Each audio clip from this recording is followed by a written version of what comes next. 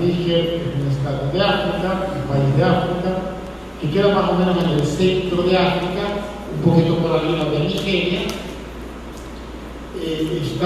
Hace frontera, creo que con el Congo. También hubo un golpe de Estado. El presidente de Níger tenía ya más de 40 años gobernando y había sido elegido presidente, según la noticia que yo escuché, pero no puedo decir que eso sea así de verdad. Había sido elegido presidente incluso con unas elecciones muy dudosas, y le dan un golpe de Estado. Los gobiernos europeos y Estados Unidos dicen: eso no es legal, no es legal, vuelvan a poner el presidente. Y los de Níger dijeron: no, nosotros no queremos que vuelva el presidente. En Níger, con el antiguo presidente, estaban las tropas del ejército francés, y los nuevos dicen: ustedes tienen que salir. Y las tropas francesas dijeron: no salimos, porque tenemos que proteger al presidente legal. Níger es uno de los mayores productores de uranio en el mundo. Ustedes saben que el uranio enriquecido sirve para la energía nuclear. Francia mantiene, o la mayor parte de la energía que se produce en Francia es nuclear. ¿Y dónde compra el uranio? En Níger. ¿Por qué quieren que vuelva el antiguo presidente? Un kilo de uranio en el mercado, ya les digo, esto no sé de noticias, tendría que investigarlo más directamente las cosas. Un kilo de uranio en el mercado cuesta $200. O sea, entre países, no es que tú vas al mercado y compras un kilo de uranio, eso no se compra, ¿no? Francia le pagaba a Níger por un kilo de uranio, ¿ustedes saben cuánto? ¿Ah? 80 centavos de dólar. Los de Níger no tienen ni luz ni energía, y sin embargo, con el uranio de Níger tiene energía toda Francia, que es uno de los países que más gasta energía en el mundo. Y los nigerinos dijeron: no tenemos ni luz nosotros, no tenemos posibilidad de educación porque no tenemos dinero, y estos se llevan el uranio nuestro y tienen todo. Pero no solo eso, que ellos se llevaban el uranio, trabajaban el uranio, después le decían a los nigerinos: si quieres se lo vendemos. ¿A cuánto? A $300.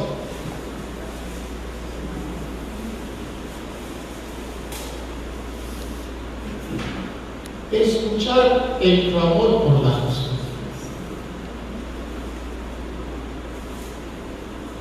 Un cristiano, usted no sabe lo que nosotros los cristianos tenemos que hacer en este mundo todavía. Es tremenda la tarea que nos toca. Esto supone crear una nueva mentalidad que piense en una comunidad que dé prioridad de la vida de todos sobre la protección de los bienes de parte de algunos. La sinodalidad piensa ya no en lo que me conviene a mí como parroquia, en lo que nos conviene a nosotros como miembros de una comunidad, en lo que nos conviene a nosotros como humanidad. Por eso la sinodalidad no es hacer una encuesta entre los que van a misa. No. Es ver ¿cómo los convocados vivimos? Si hay justicia en esta realidad, y si no hay, también decirlo.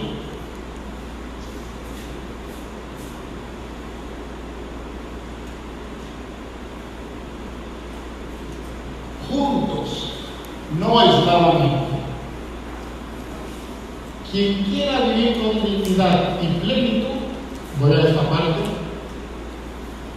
no tiene otro camino más que reconocer al otro y buscar su bien. Es decir, y este es un detalle importante.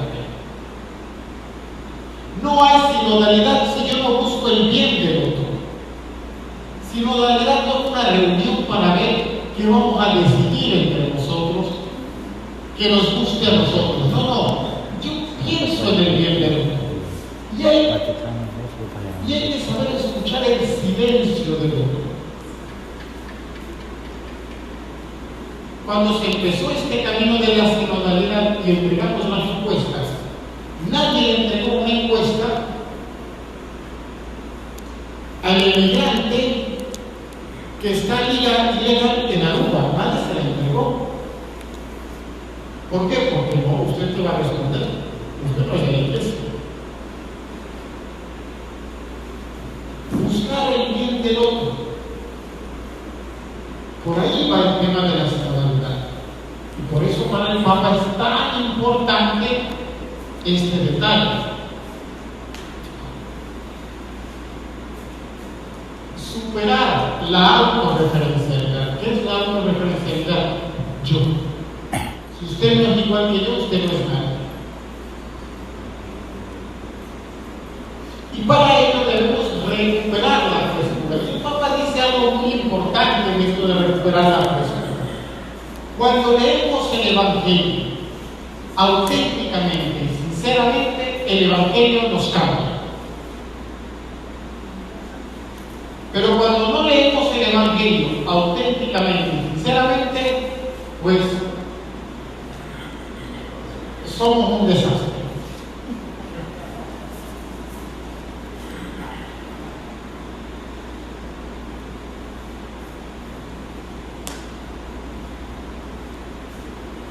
Toda auténtica acción evangelizadora es siempre nueva.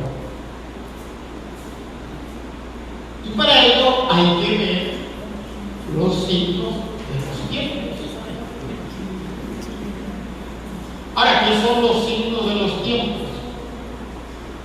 Bueno, los signos de los tiempos son cosas que pasan en nuestro tiempo, en nuestra realidad, donde está presente Dios. Simplemente Dios está presente.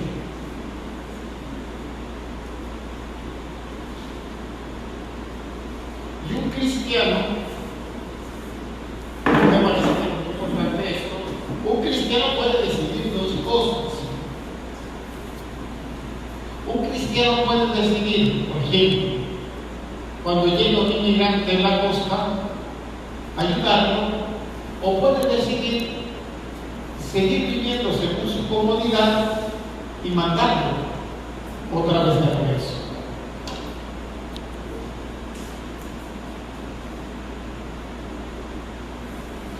A veces los que llegan a nuestra... Es que el Papa ha insistido tanto, pero tal vez no lo digo yo, lo dice el Papa. Que el Papa dice, yo no entiendo cómo no nos damos cuenta que los que están llegando viven una tragedia. Y ustedes realmente la tragedia.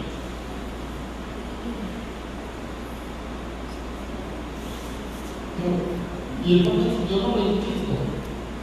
Ustedes saben lo que una persona tiene que hacer o tiene que estar viviendo para agarrar en Europa un barco al norte de África y meterse por el mar Mediterráneo en una cosa, en un barco que casi que no sabe, no puede ni flotar para llegar al norte, al sur de Italia o al sur de España.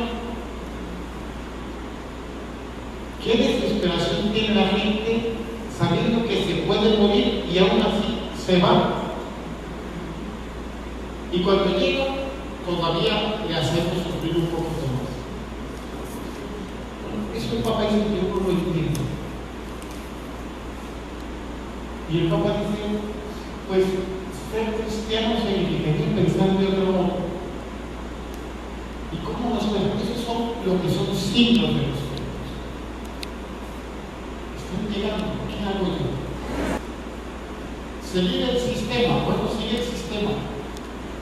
Pero no te das cuenta que hay un grito que Dios te está diciendo, no seas indiferente. Voy a cambiar el mundo. No sé si lo voy a cambiar, pero podemos cambiar la realidad. Podemos cambiar la realidad. Podemos mirar a las personas de otra manera.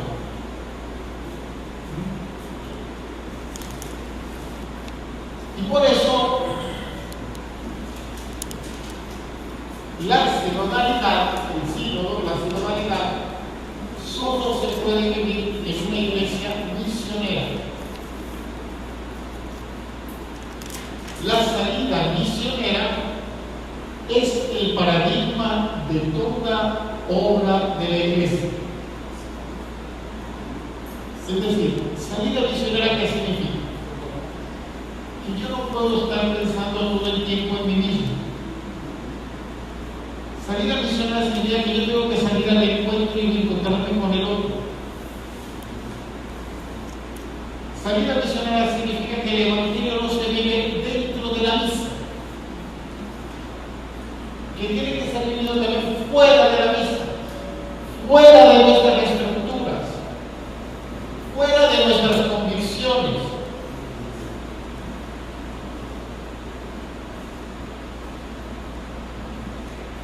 Y aquí hay una cosa que es interesante. No es conveniente que el Papa reemplace a los episcopados locales en el discernimiento de todos los problemas que se plantean en sus territorios. Hay que avanzar a una descentralización. Y esto es importante. Hasta Ratzinger, hasta el 2016, el Papa tenía que resolver todos los problemas de la Iglesia. El Papa dice, y yo qué sé lo que pasa en un barrio de Manila en Filipinas, para que me digan a mí que yo tome la decisión. Lo conocerá mejor el padre de allá y el obispo de allá. Que yo sepa tomar la decisión.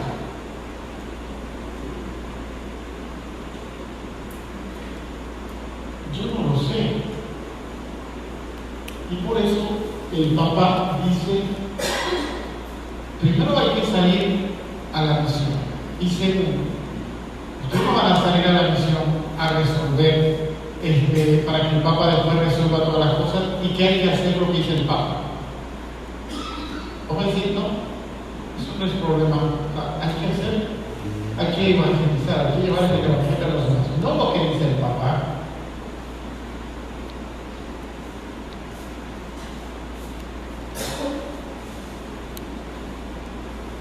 Este es el primer documento evangélico.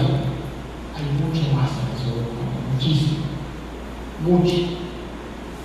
Hay una palabra en ese documento que el Papa la utiliza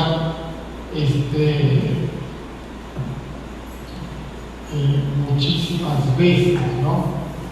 Y es la palabra.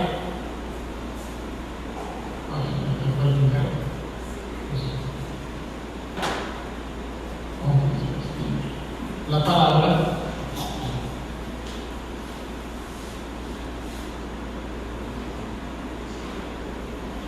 poliedro. Y él dice que la iglesia tiene que ser como un poliedro, una figura geométrica que tiene muchísimos lados y que en ningún lado se parece necesariamente al otro. Es un poliedro. La iglesia tiene que ser así. No tenemos por qué parecernos. Y es bueno que no nos parezcamos. Y aquí ya pasamos a otro documento, Laudato Si, otro documento importante del Papa. Escuchar. del clamor en el silencio.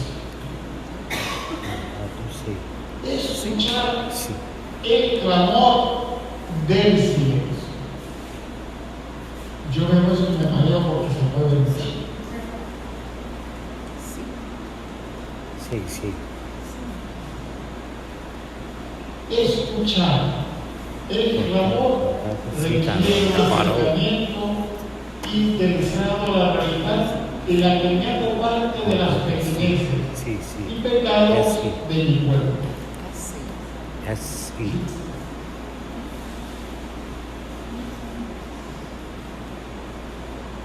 Tengo que aprender a escuchar a la gente que no habla. Porque generalmente hay gente que habla mucho y que opina de todo y que dice de todo. Yo, cuando estaba en clase o cuando doy clase aquí, Raimundo habla mucho. Ayer habla también mucho. Yo sé la opinión de los dos, pero hay gente que a lo mejor tiene algo que decir y no habla. Entonces yo digo, yo cuando doy clases, mira, le doy clases a ellos dos solo, o tengo que darle clases a todos y tengo que saber también qué piensan, tengo que saber escuchar el silencio. Y a lo mejor no habla porque no quiere decir algunas cosas porque tiene miedo. Hay que aprender a escuchar esas cosas. Y eso es para mí como que muy importante. En la sinodalidad hay que aprender a escuchar a gente que no habla. Porque a veces no sabe decir las cosas.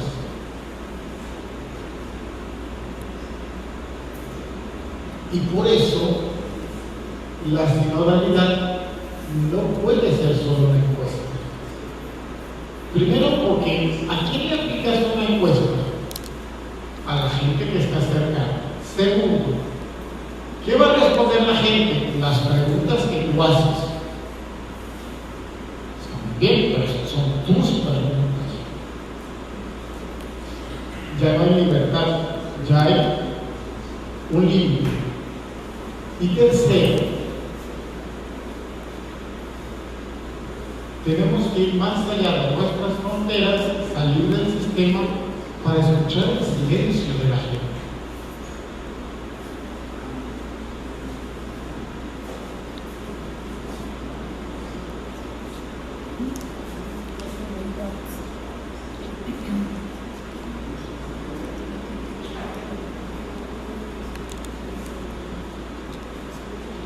Tanto Laudato Si como Querida Amazonia, son dos documentos, se preocupan por este quejido silencioso que solo son capaces de escuchar y acoger como propios quienes viven del Espíritu.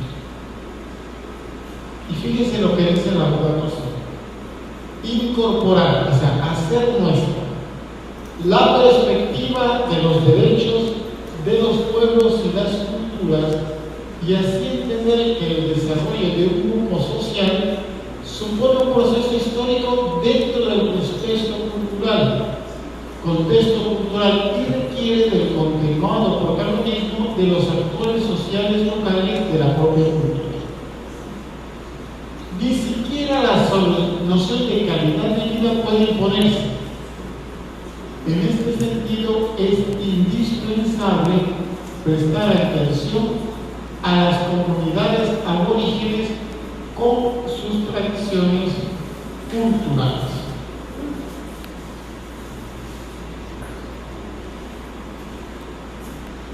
Aquí hay un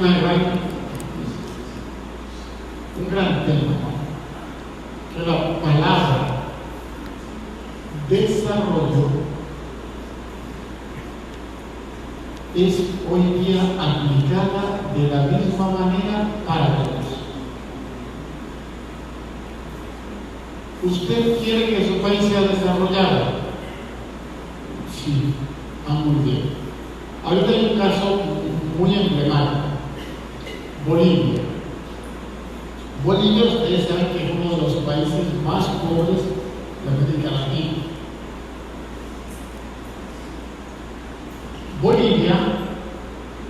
tiene un material, creo que es el material, no me acuerdo, no sé, creo que es el litio, pero no estoy bien seguro, creo que es el litio. Es un material que sirve para hacer cosas tecnológicas, computadoras, teléfonos, todos los conductores tienen que tener litio. Es el país que más tiene litio en el mundo. O sea, es el país que puede ser uno de los más ricos en el mundo. Las empresas de litio dijeron, bueno, nosotros les sacamos el litio y les pagamos el litio y ustedes pasan de ser el país más pobre de América Latina o de los más pobres, pasarán a ser el país más rico de América Latina. En Bolivia hay un presidente llamado Evo Morales.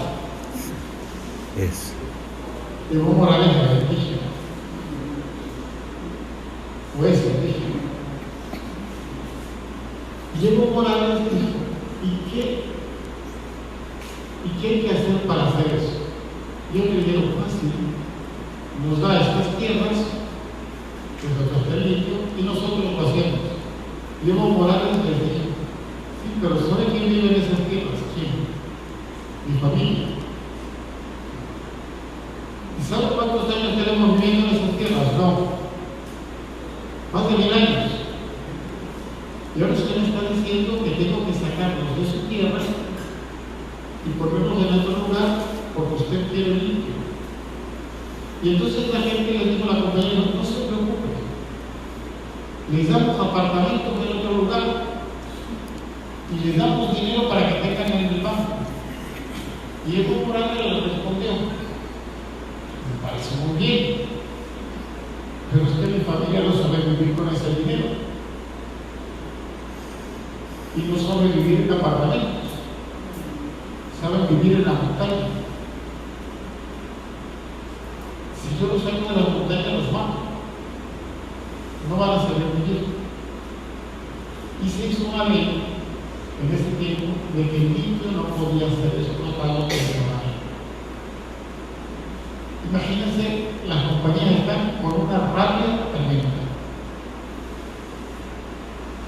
Y los indígenas pues dijeron que ellos no están de acuerdo en que nos saquen de ahí para que explote el litio y esta es nuestra casa.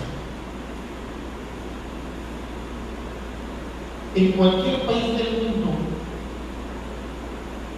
todo el mundo diría, pues me da un apartamento y cuántas años más, pues me lo da y me voy.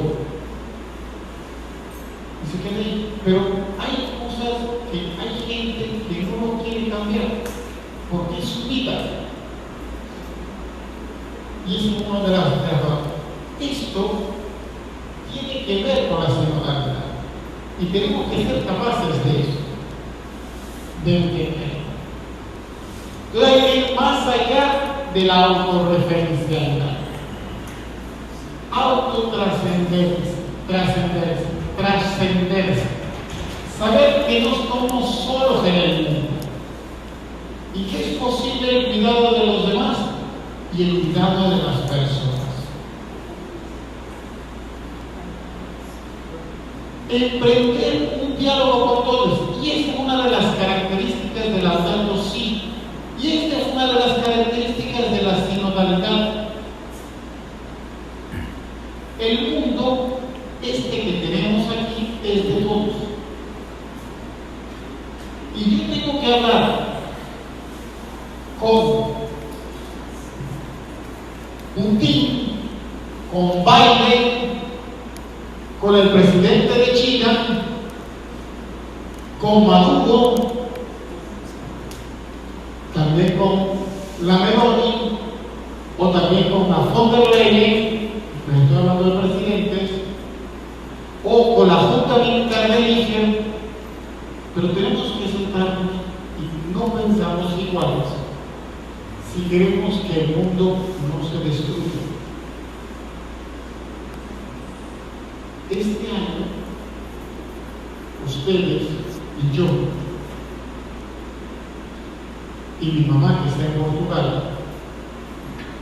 hemos experimentado el calor más fuerte en muchos años.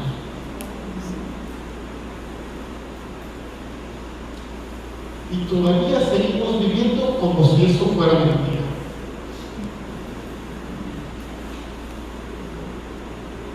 El calor es terrible.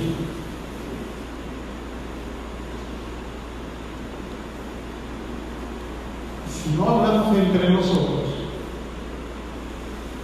no podemos hacer nada. El grito silencioso son de los pobres, el grito silencioso es de la naturaleza. La sinodalidad implica eso también. La justicia y el bien para todos. Y por eso todos estamos convocados, no los que están dentro de un sistema nada más, a trabajar por algo que nos involucra a todos. Diálogo con la novedad.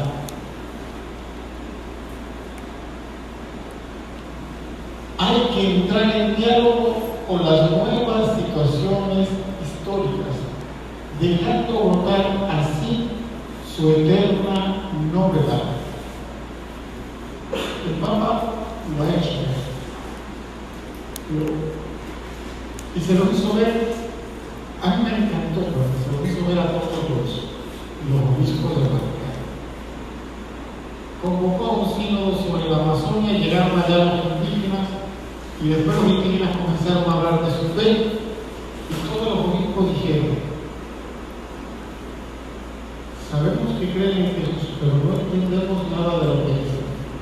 Y el Papa, riéndose así compliciosamente: ustedes no que saben mucho de fe. Ven la respuesta. Y los obispos que hicieron,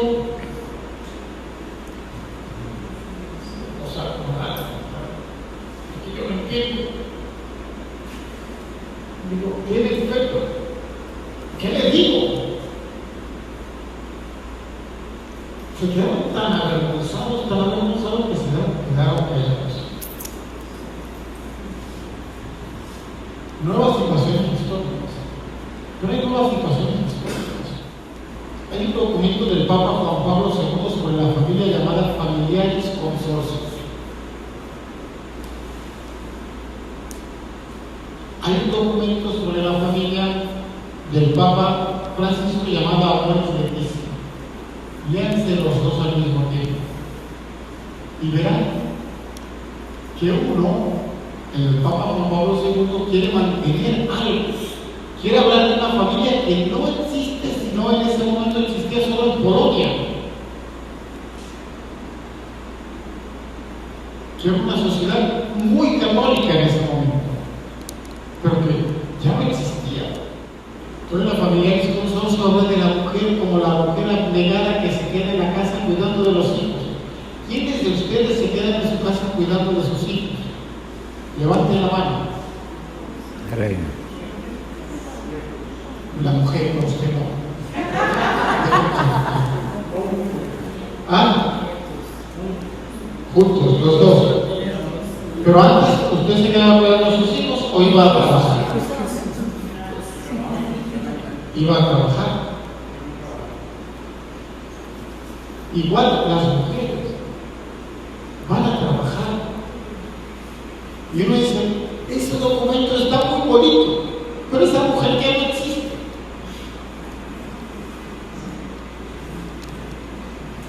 Yo, si existiera esa mujer, me casaría, pero como ya no existe, ya no me caso. Porque ella va a hablar sobre mí, que no. Nuevas realidades. Nuevas realidades que no entendemos. Y hay muchas. Por ahí en el tema de la familia, en el tema de la homosexualidad, en el tema de nuevas realidades. Y yo les voy a pedir algo: no condenen ninguna realidad, intenten entenderlas. Condenar las realidades significa condenar personas. Y les voy a dar solo un detalle, un único detalle. Jesús en toda su vida, y era el Hijo de Dios, en toda su vida no condenó a ninguna persona. Cuidado con que nosotros condenemos a personas. Si el Hijo de Dios no lo hizo, por algo fue. Quiero expresar las resonancias que ha provocado en mí este camino de diálogo y discernimiento. El Papa Francisco, cuando escribió Querida Amazonia, eso es de Querida Amazonía. Papa Francisco lo dijo él, yo no sé nada de esa realidad, o sé muy poco. Y por eso, Querida Amazonia, que es el documento del Papa, simplemente voy a reflejar lo que a mí me llamó la atención de lo que dijeron los demás, porque creo que todos debemos escuchar. Y ese fue el modo como lo hizo, ¿no? En la exhortación no son las palabras del Papa, son las palabras del sínodo, de lo que lo dijeron los indígenas, lo que está dentro de esa exhortación. Por eso no busca dar orientaciones, procura una creativa y fructífera recepción de este camino en que ellos estaban aprendiendo. Y fíjense que en este camino en que ellos estaban aprendiendo, que era sinodal, el Papa hizo algo muy importante, que a mí me pareció muy importante. Tomó una decisión. En la iglesia hay una carrera eclesial muy importante y son la de los nuncios. Un nuncio es un embajador político. Monseñor, no sé si es obispo, ya no sé si no se debe decirlo, creo que tiene el rango de obispo, que se levanta como embajador del Vaticano a un país. Ser nuncio es ser embajador del Papa, que es casi nada, ¿no? O sea, dignidad, tiene pasaporte diplomático,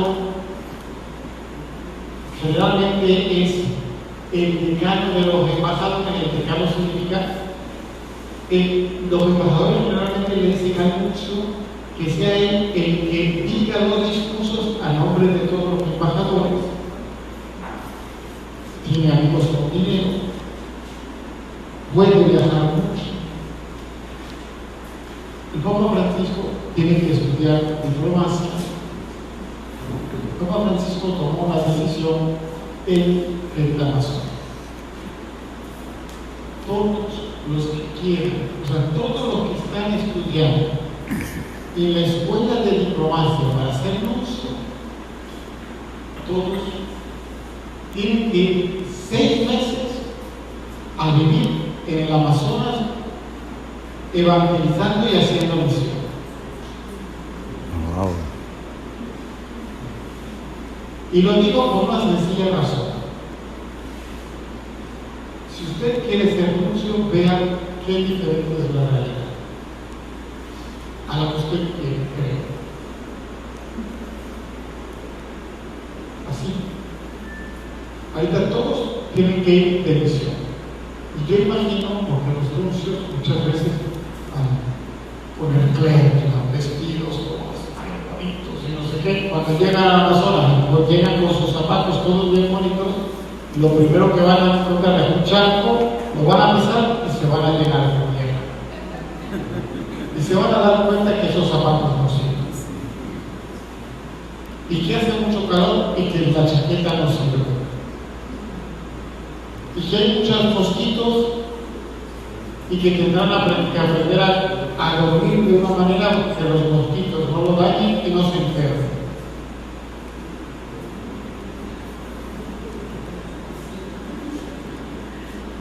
ahí sí está adulterio. Confiar en el hermano. El Papa Francisco dijo que, como él no sabe mucho, hay que leer el documento conclusivo del Señor, que fue la opinión de obispos, de padres y de indígenas. Yo, como no sé mucho, vayan a ese documento. Otro documento importante para el tema de la sinodalidad, Amoris Laetitia, el que yo les decía. Y en Amoris Laetitia dice: hay que entender las periferias existenciales, las circunstancias que atenúan, le quitan fuerza al pecado y hacer un discernimiento pastoral. Y el Papa Francisco lo dice concretamente en un tema muy polémico, y es el tema de la comunión de los divorciados vueltos a casar.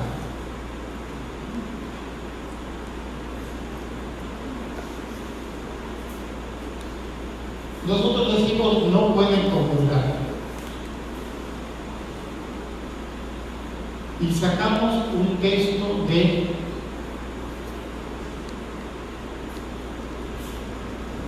el Evangelio de Mateo que dice que aquel que deja a su mujer y se va con otra comete adulterio. Y parece lo mismo de la mujer. Y si la mujer se va con otro, también comete adulterio. Hasta ahí dice el Evangelio de Mateo. ¿Se recuerdan de ese pasaje? Hasta ahí que se recuerda el Evangelio. Pero ese pasaje lo mezclamos con otro pasaje de la carta de San Pablo a los romanos. Y en la carta, no, es la primera de Corintios, sí, primera de Corintios. Vamos a ver en el capítulo 11. Y dice: aquellos que comen del pan de la Eucaristía indignamente son reos de muerte, más o menos es así. Es decir, indignamente. Fácil. Llega alguien y dice: bueno, el que comete adulterio es indigno. Si es indigno, está en pecado mortal. Si está en pecado mortal y comulga, es reo de muerte. Por lo tanto, el que vive en adulterio no puede comulgar. Listo. La conclusión la saca de dos textos diferentes. Además, ninguno de los dos dice eso. Y a partir de ahí, todo el tiempo se ha dicho lo mismo. Se ha dicho: el que hace esto comete adulterio. Habría que ver qué significa la palabra adulterio ahí y qué consecuencias tiene. Entonces el Papa dice: miren, vamos a ver cada caso.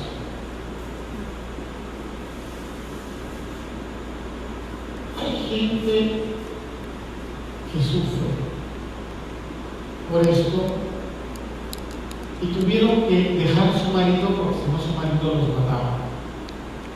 Mujeres. Esas son circunstancias que dicen como que no tenía tanta culpa. No hay que ver si realmente esa persona está viviendo cristianamente o no.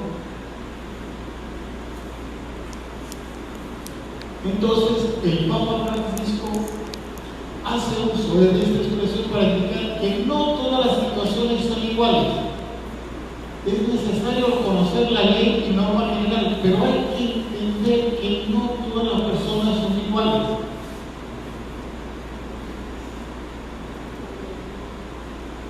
Y que a veces las personas se separan de su marido no porque quieran separarse. Es que no había otra cosa que se podía hacer.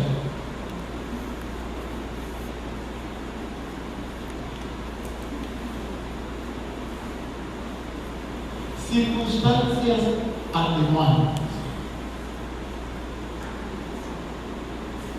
Alguien puede desconocer la norma, pero le cuesta vivir esa norma. ¿Por qué? Porque tiene condicionamientos concretos que no le permiten obrar de otra manera. Hay elementos que limitan su capacidad de decisión. Yo puedo conocer muy bien la norma. Voy a poner un ejemplo. Usted me perdona. Le pido perdón antes. Ya me perdonó. ¿Cuál es su nombre que nos olvidamos? Alex. Alex sabe que si se come una hamburguesa le hace daño a la salud. Pero Alex digo, si no me como la hamburguesa, mi barriga va a reclamar. Y entonces, ¿qué hace? Pues me tengo que comer la hamburguesa. Y dice, pero me hace daño a la salud. Sí, pero ¿cómo hago para no comerla?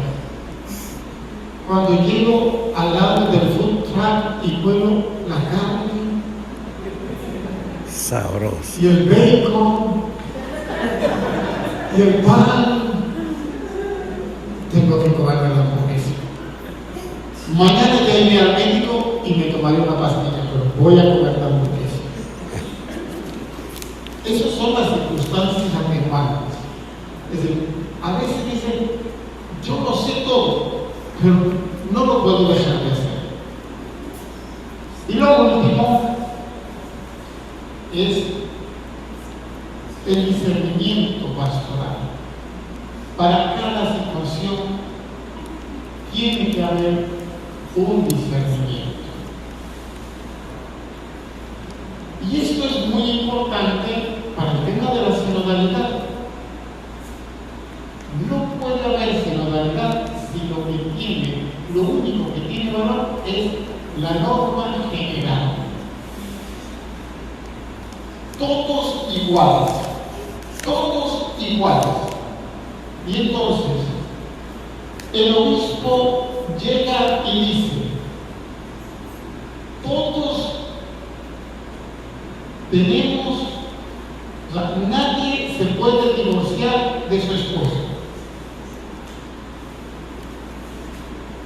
Pero a la mujer la están maltratando. Pues usted se divorcia y está en pecado. Todos iguales. Y después dice, pero es que mi marido me maltrata. Y el obispo dice, pero mira a mi mamá. Mi mamá vivió toda la vida con su marido. No, pero tu papá nunca maltrató a tu mamá. Es decir, entonces hacemos de una norma general algo que para todos es igual. Y dice el obispo, usted no puede porque está en pecado. Pero el obispo sí puede votar a su cocinera y contratar a otra porque aquella no la soportaba. Y habría que decir, ¿por qué no se quedó con la cocinera? No, es que no la aguantaba. Ah, pues yo tampoco aguanto a mi marido. Porque ya está en peligro militar. La sinodalidad es entender que no todo es igual, que a cada circunstancia hay que pensar algo, hay que pensar en algo. El Papa se quedó callado en una situación en querida Amazonia. Se quedó callado por dos cosas. Una, la primera, la situación era que si los hombres de Amazonas podían ser ordenados sacerdotes siendo casados. Hubo un cardenal que se opuso, cardenal Sara, africano, que dijo: no, el sacerdote tiene que ser casto y puro y no mirar ni a las mujeres.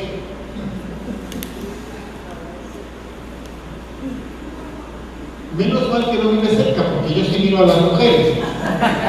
Entonces yo decía, bueno, yo no sabía qué hacer. Y el Papa, para no meter mucho problema, no dijo nada de eso. Pero también en el Concilio de Amazonia, algunos se pusieron de pie y dijeron: todo el mundo está discutiendo de si hombres casados pueden llegar a ser sacerdotes. Y ellos dijeron: este no es nuestro problema. O sea, el mayor problema que tenemos es que nos dejen vivir el Evangelio a nuestro modo. Si el sacerdote es casado o no, ese no es tanto problema. El problema es vivir el Evangelio a nuestro modo y que ustedes nos entiendan a nosotros, no otra cosa.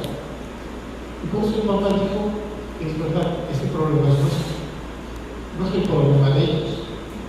Y en eso prefirió quedarse callado. Todo tiene que tener un discernimiento pastoral. Parece que en Amazonas se dan cuenta de que los sacerdotes podrían salir de hombres mayores casados. Por ejemplo, puede ser que, para poner un ejemplo, que Toré pudiera ser sacerdote. Dice: no, mira, es un hombre que ha sido siempre buen cristiano, que ha respetado, ha cuidado de sus hijas, ha respetado a su esposa, y bueno, y es una persona que se preocupa de los demás. Y comienza la pregunta: ¿pero ustedes creen que podría hacer? Sí, venga. Y el obispo dice: pues yo te lo tengo, dale, para adelante. Pero eso, según el cardenal Sara, no se puede hacer. ¿Por qué? ¿Cuál es la diferencia entre Jared y yo? Que él es impuro porque tuvo mujer y yo soy puro porque no tuve mujer. Entonces, ¿qué es lo impuro? La mujer. Lo cual es ridículo. Lo cual es ridículo. Y dicen: a esas cosas llegamos. En nuestra sociedad quizás no lleguemos a eso, pero en la sociedad africana es importante que el hombre tenga mujer. A mí me pasó, recién a mí me pasó. Yo voy a la casa de una mujer y de su esposo, que ellos ni siquiera han hecho la primera comunión, ninguno de los dos son bautizados. Y yo le pregunté a la mujer: ¿y tienes un niño pequeño? ¿Tienes niños grandes? Dice: sí, tengo un niño pequeño. Digo: porque a mí me gusta tener hijos, a mí me encanta estar embarazada. Y yo digo: wow, es la primera vez que escucho a una mujer que le gusta estar embarazada. Y digo: pero ya tienes 40 años, y si quedas embarazada otra vez quisieras. Digo: sí, padre, me quiero quedar embarazada otra vez. Digo: ¿y tu marido qué dice? Ah, él también quiere tener hijos. Él ahorita dejó embarazada a la vecina. Pues yo digo, ¿y no te molestas? Digo: no. Si él cuida de los míos y cuida del de ella, yo no tengo ningún problema. Así me lo digo.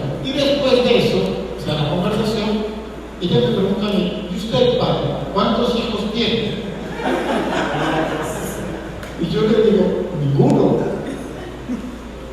Y me dice, padre, ¿y cuántos años tiene? Y 50. Y no tiene ningún hijo. Digo, no tengo ningún hijo. Y digo, ¿y mujer? Tampoco. Digo, y ella me dice, padre, ¿y cómo puede vivir usted así? Y yo, entonces yo entendí que ella no entendía mucho de los padres, me expliqué un poquito, ¿no? Pero para ella decía, padre, si usted no ha vivido la vida, si no tiene hijos y no tiene mujer, ¿para qué vive la vida? Suicídese. Ay. Cada cultura tiene un modo de ver las cosas. Y ya les digo, en el barrio me pasó a mí.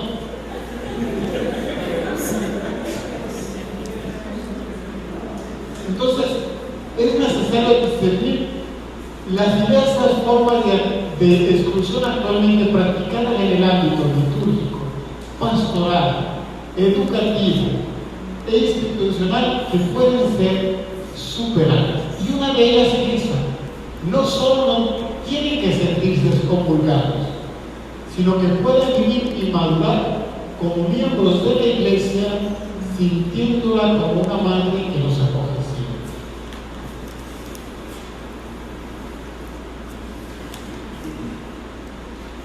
Yo estuve preparando por un año a una señora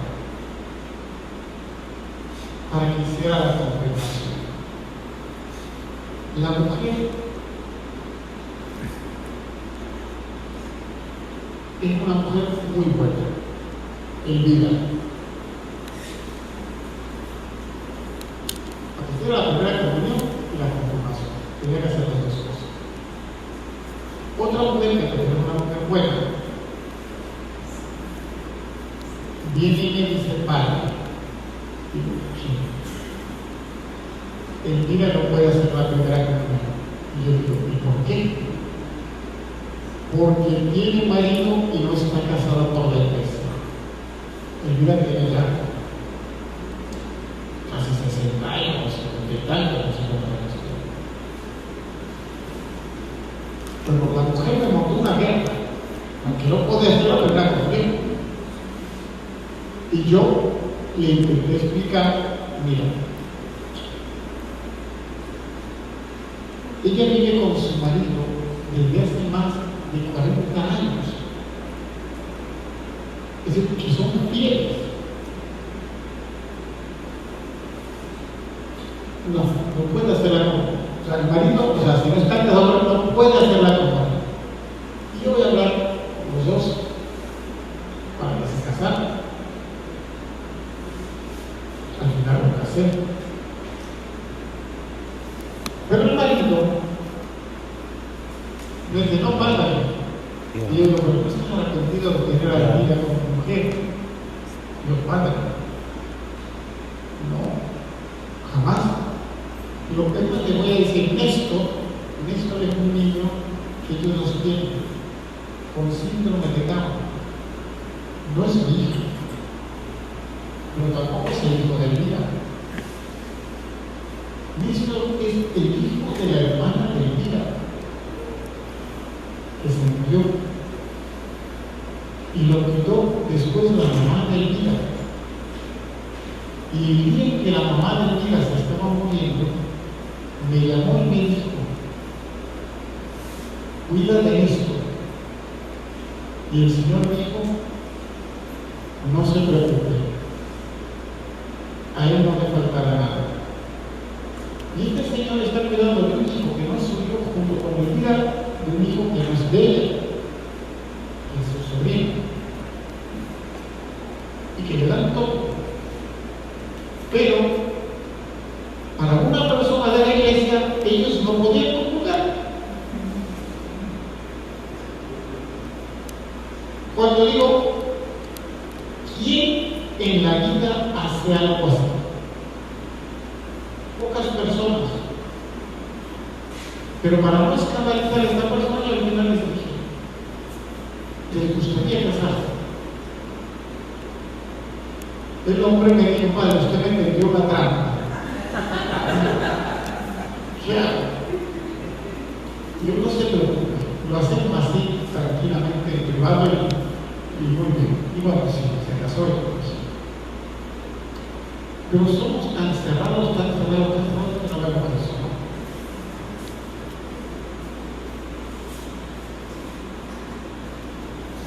Y después, el último documento, que me parece un documento importante. Este es Fratelli.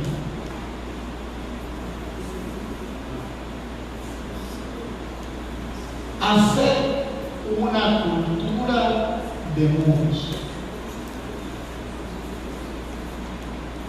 ¿Qué es una cultura de muros? Lo que yo les dije anteriormente.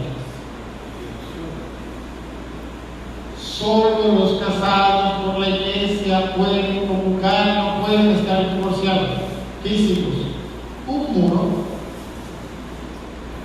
Usted quiere acceder, tiene que hacer lo que yo digo.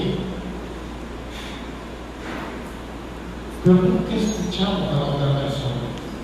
Nunca. Entonces, Fratelli es un poquito el ideal ya de lo que es la sinodalidad. ¿Por qué queremos la sinodalidad de la iglesia? Para ser Fratelli, hermanos todos. Todos tenemos que llegar a ser hermanos.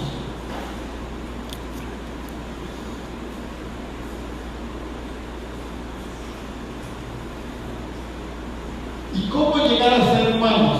Soñando juntos. Y después dice, soñemos como una única humanidad, como caminantes de la misma carne humana, como hijos de esta misma tierra que nos cobija a todos.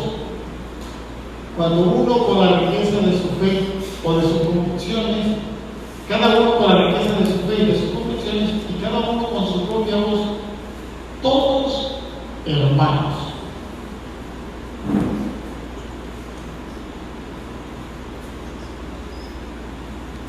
Cada uno con la riqueza de su fe. El Papa Francisco dijo algo en Querida Amazonia que a mí me parece importante. ¿Qué hay que evangelizar? Llevar a Jesucristo. No cambiarle el modo como ellos viven la religión. Y el Papa Francisco decía, si nosotros vamos a la Amazonia, para que en la Amazonia hagamos un cristianismo igual que hay en Roma, déjenme decirle que destruimos la Amazonia, destruimos la tribu y destruimos el mundo, porque la Amazonia es muy importante para el mundo. Y él dice, yo entendí algo que sí el Papa Francisco entendió, fue el siguiente: el modo como ellos viven su religión o la religión es el modo como ellos entran en relación con la naturaleza. Si lo cambiamos, destruimos la tribu y la naturaleza. Pero Jesucristo sí cabe ahí. Lo que no cabe es el modo como nosotros lo concebimos. Jesucristo sí cabe ahí. Y los indígenas le dijeron al Papa, usted no entendió. Sí queremos a Jesús. Entiéndanos que no somos mismos los europeos para vivir a ese modo. Tenemos nuestro modo de ver las cosas y nos concede las necesidades. Ya vamos a terminar. Nos salvamos juntos. Es decir, ser cristiano no es buscar mi salvación. No. Ser cristianos es buscar la salvación mía junto con la de mi hermano. No puede ser de otra manera.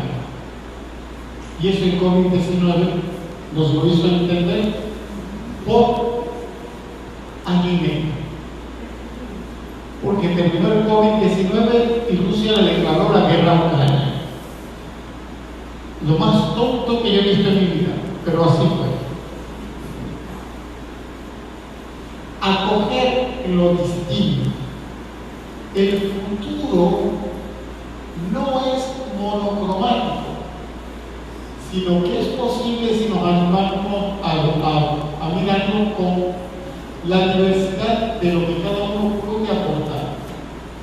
¿Cuánto necesita aprender nuestra familia humana a vivir juntos en armonía y paz, sin necesidad de que todos seamos igualitos?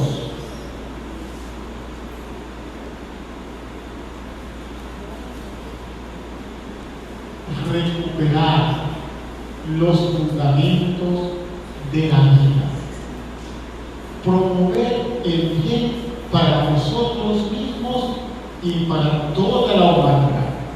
Y en eso consiste la sinodalidad, promovernos, pero para toda la humanidad. Fíjate que el Papa siempre ha estado pensando en eso, y nunca ha estado pensando en limitaciones y en límites. Habla de una sinodalidad política.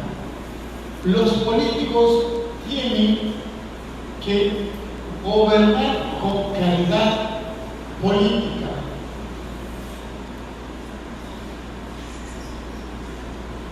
Llamado a renuncias que hagan posible el encuentro y busca la confluencia, al menos en algunos temas.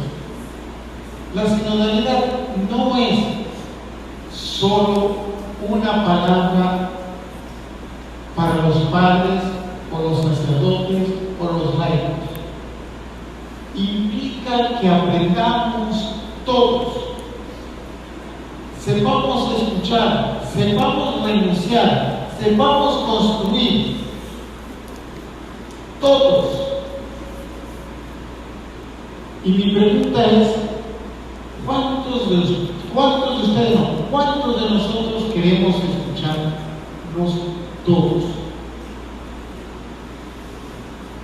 ¿Cuántos de ustedes están dispuestos a escuchar a alguien, póngale, un inmigrante, una prostituta, uno de la comunidad LGBTQ,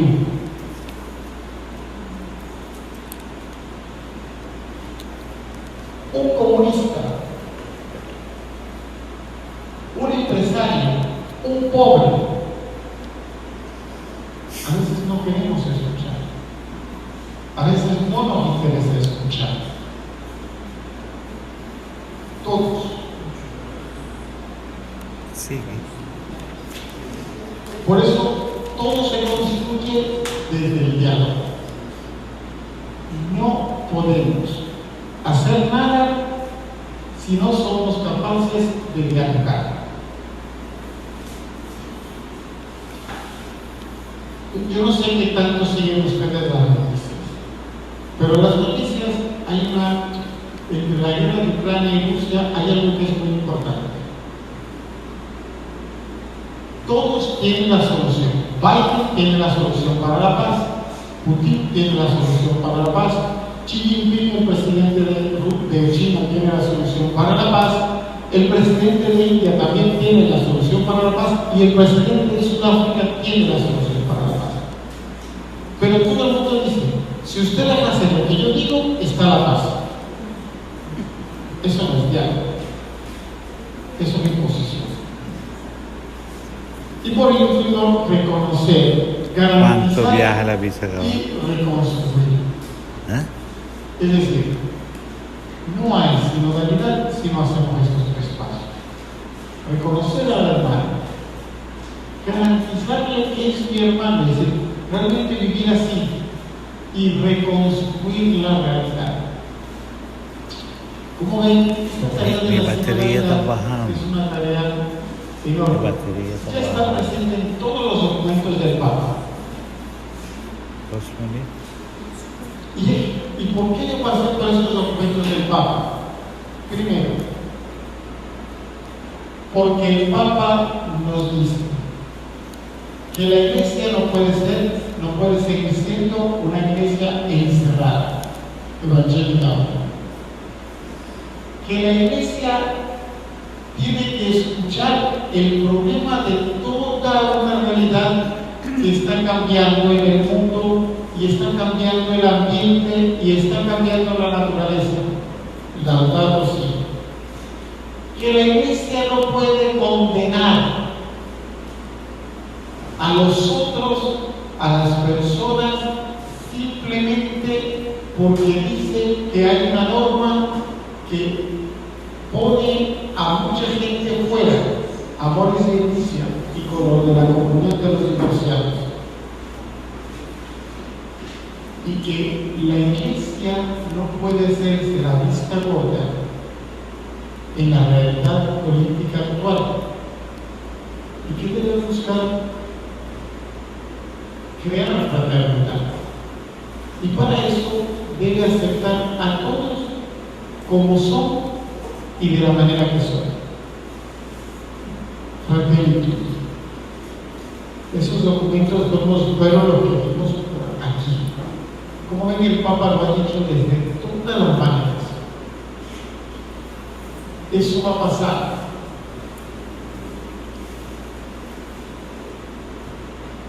Es muy difícil. Y ya termino con una anécdota para que ustedes vean que no pasa. Lo difícil que es que pase. Este año, en Semana Santa, yo fui a un pueblo en Venezuela, en un lugar donde hacía mucho calor, como en Aruba, pero donde no había aire acondicionado. Una casa tenía que otras no, y donde se iba mucho la luz. Donde no había gasolina. En ese pueblo no había gasolina. Y yo recuerdo, y donde no hay sacerdote. Yo recuerdo que fui a confesar y en la misa de Jueves Santo yo les dije a ellos, no hay sacerdote, lo vuelvo a recalcar, no hay sacerdote. Y no hay sacerdote desde hace muchísimos años. O sea, no es que no hay sacerdote ahorita.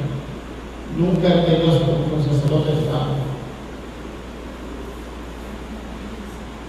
Y yo le dije en Jueves Santo, y me hoy es el día de la Eucaristía.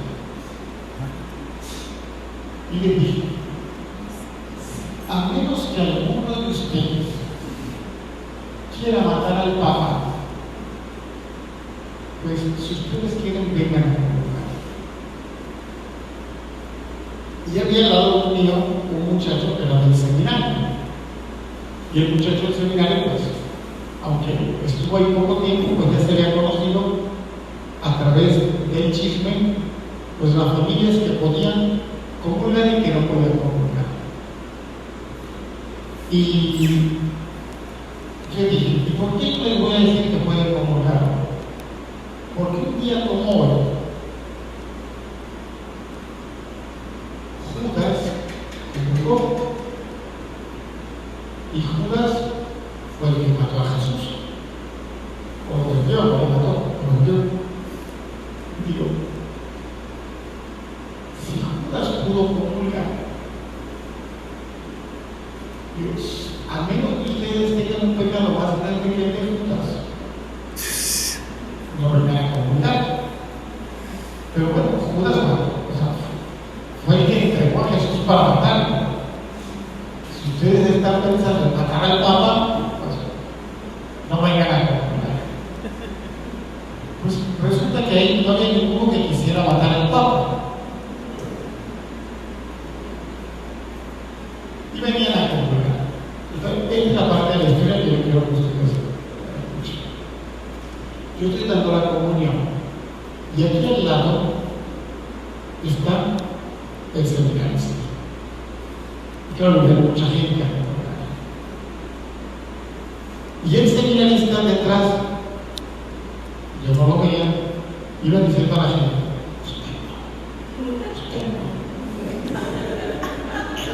usted no puede comulgar. Y la gente dijo, el padre me dijo que sí. Amén. Y ese seminarista al final estaba muy molesto. Pero no me dijo nada. Al día siguiente volví. El día siguiente no. En la noche de Pascua volví. Y en la noche de Pascua, esto también fue interesante, hubo personas personas que venían a comulgar y cuando comulgaban lloraban. Y yo al final les pregunté, ¿por qué lloraban? Y ellos decían, bueno, llevo más de 20 años esperando por comulgar. ¿Y cómo quieren que no llore? Pero el día de Pascua nos convino para celebrar la Eucaristía y yo veo que la gente viene muy elegante. Yo no venía tan elegante, yo me he visto así, ¿no? Y muy elegante. Y yo le decía, ¿y para dónde van ustedes con tanta elegancia? Y la gente me decía, padre, vamos a volver a comulgar. Y como usted nos agarró por sorpresa la vez pasada, ahora nos agarró de sorpresa. Nos trajimos la mejor ropa porque queremos hacerlo muy bien. Y como ven, porque yo digo que es una gran dificultad lo de la sinodalidad, porque un muchacho como este seminarista que va a ser ordenado cura, está claro de una cosa: quiénes pueden y quiénes no pueden, y no quiere saber de razones. Y dice, usted sí y usted no. Y no escucha los problemas de la gente. Eso que pasó con este seminarista es un caso de los miles de casos que pasan todos los días.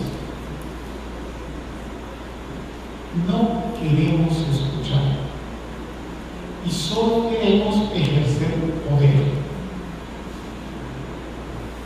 Y eso es grave. Y por eso, pues, la sinodalidad, y lo que yo le decía en un momento, al principio de la charla, dentro de 50 años, quizás ya haya alguna estructura de sinodalidad. De momento, hasta los catequistas le dicen a las mamás que si su hijo falta 3 veces, ya no va a ser la primera vez. De momento ejercemos el poder y no escuchamos los problemas.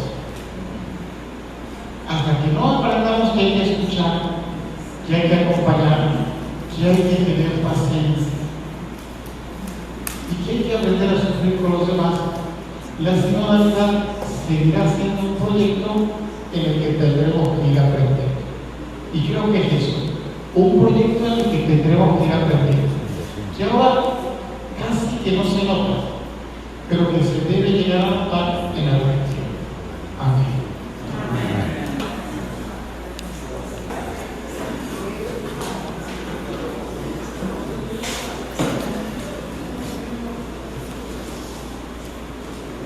Señor, esté con ustedes y la bendición de Dios Todopoderoso, Padre, Hijo y Espíritu Santo, descienda sobre ustedes y permanezca para siempre. Amén. Amén.